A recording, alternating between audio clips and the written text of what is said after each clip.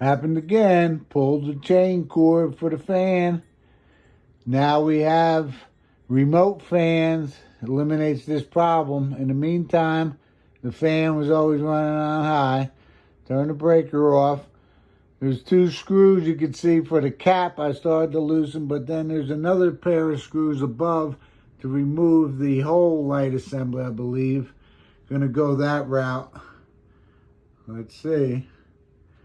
You got a screw low, and then there's a screw a little higher on this whole assembly. With those top 3 screws around there, marked it a little bit, so when it comes later to line it up, I may have a little better luck. Got a little pigtail there, blue to black, and white tied into white, neutral, blue and black being hot. A little picture of the underwriter's nut on the light. Small wire nuts back on, give you a little protection from, you can see the color coded in the switch underneath.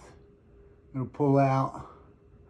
This rat's nest, pink, gray, yellow. We know the white and the blue. Okay, it looks like the black is line, the L.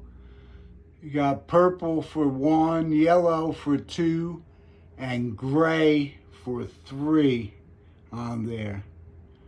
It's also, I don't know, it says Zing.